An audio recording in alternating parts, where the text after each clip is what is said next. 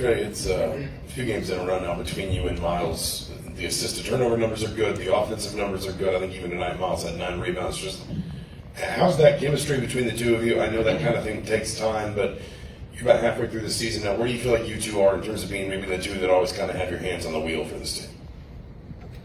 I think it's great. I think just we're continuing to get better and grow as a team. And I think that connection between him and I is getting there. I mean, I got to think. I missed the whole summer, so it was very tough for me to miss that and miss that time with the guys on the court. And, I mean, I didn't really start playing until end of October, September time. So just missing that time, it was tough to beginning of the year to kind of have that connection. But now, since I've been on the court, we're starting to be on the feet off other guys and stuff. So just learn how each other and how we play, and it's been good. So just to continue to build on that.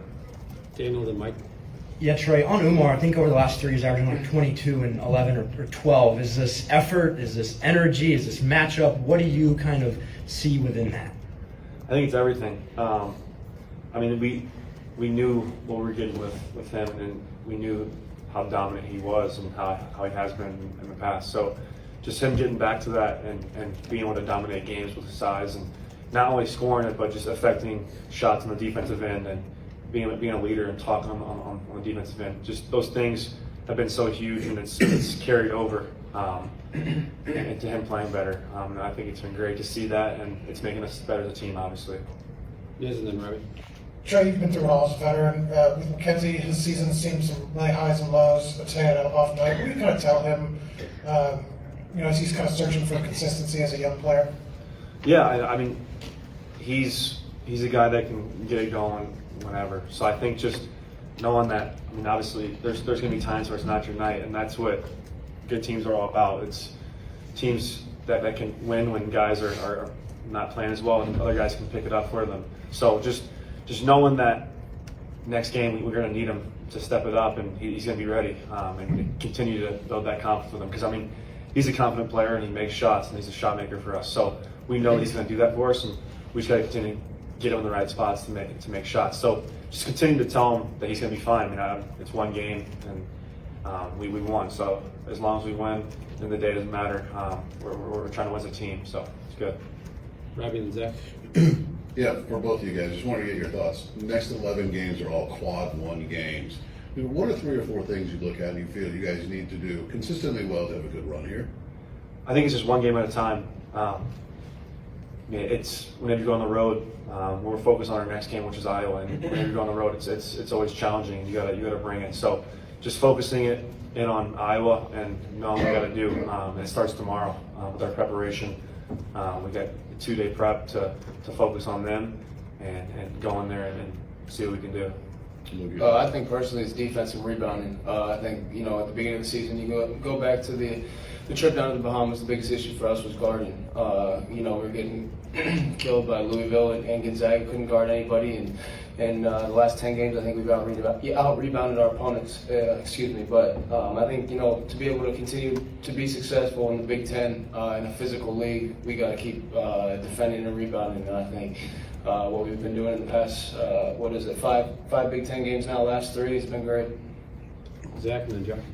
Luke, you talk about the defense. How has that helped you guys offensively push the tempo as well over this last 5 games or so? Yeah, it helps big time, especially when we out-rebound the other team. One of the big, something we emphasize in practice is, going to get offensive rebounds. I know our numbers have definitely gone up big time since the middle of the season or the early season, but it just helps us out by getting us easy looks. Miles is one of the more dynamic guards in the open court in the country, not even the Big Ten, the country. So if we can get the ball in his hands after a missed shot, get it to Gallo, who's a great decision maker, and let our wings run. Me, Mac, Tuck, all the guys that can make plays, whether it's shooting the ball or getting to the rim, just spacing the floor and being able to play off of a defensive rebound after a great defensive possession has been really important to us.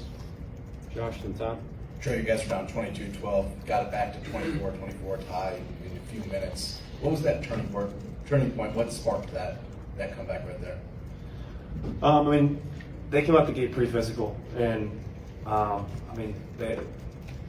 it was I think it shot just a little bit, but the way we responded was great, and I think just punching back and it was big for us, and the way we responded was great. We obviously made some shots, but we started to defend and got back in transition because I think they hurt us a little bit early on with them getting quick stops, and our shot selection wasn't great at the beginning of the game. We started to get open looks we wanted. We were able to turn them around. Todd, then Mike. Trey, you mentioned the late start you got in terms of building a chemistry with your teammates. In respect to Omar, what have you learned over the course of the games in terms of feeding him the best opportunity to feed him to score? What have you learned about working with him over the course of the year? Because it seems like lately, especially, he's been working off of pick and rolls and getting a lot of opportunities that way. Yeah, I think just knowing his game and knowing what he can do, and our spacing has been better too. Just the way we can find him inside, and the way he's able to seal guys is great. And so, just knowing that his size is an advantage, and we're using that to our advantage, and the guards being able to get downhill because he sets screens, and that's one thing we try to emphasize is him setting screens because he's going to be open. Because when he knocks guys off, we're going to be able to find ways to get downhill and find him with that lob or drop offs and stuff. So he's done a great job of that, and just also the impact he's made on the off the glass, just the tip outs and everything he's done. He's going to get rewarded for that because he's playing harder, and the way he's just dominating the glass has been great. Mike, then Dylan. Luke, you've had 3 of your best shooting games here in a row. Is that changes you made? Is it spacing in the offense, or is it just part of being a shooter? Yeah, I think it's a little bit of everything that you listed, honestly. Something that the coaches always say is water finds its level.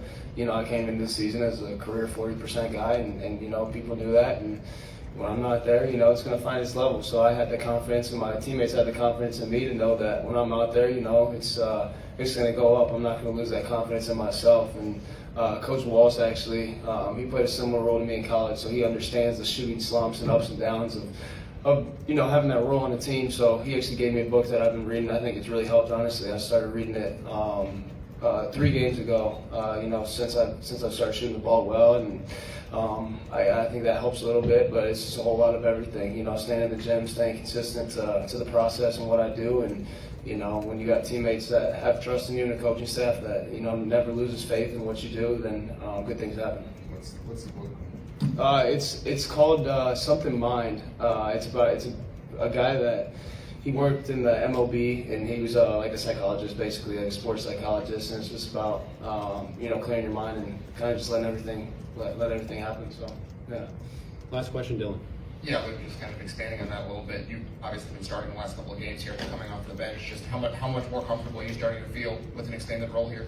Yeah, I'm super comfortable. I definitely think my teammates make it easy for me. When I'm starting in the game, the offense looks a little bit different. I think that helps kind of everybody that's involved. We're able to get all the looks. Being able to space the floor with another shooter has been great for our team. And, it's just kind of been the story of my career ever since I've been in and out of the lineups, just playing whatever role I need to play. So when my teammates, like I said, have confidence in me, it's, whatever role they want me to play, I'm going to do it to the most of I can. All right, thanks, guys.